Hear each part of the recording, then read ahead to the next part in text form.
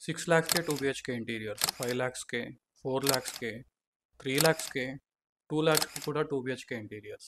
ఇదంతా ఇంపాసిబుల్ అని కాదు, కానీ ఎలా? ఇంటీరియర్ కంపెనీస్ జనరల్గా మార్కెటింగ్ కోసం ఇలాంటి ప్యాకేజ్ ప్రొవైడ్ చేస్తాయి, కానీ దానికంటూ ఒక టెంప్లెట్ ఉంటుంది. ఆ టెంప్లెట్లో మీరు అనుకున్న క్వాలిటీ అండ్ క్వాంటిటీ ఉంటే పర్లేదు, లేదంటే సర్వం మామూలే.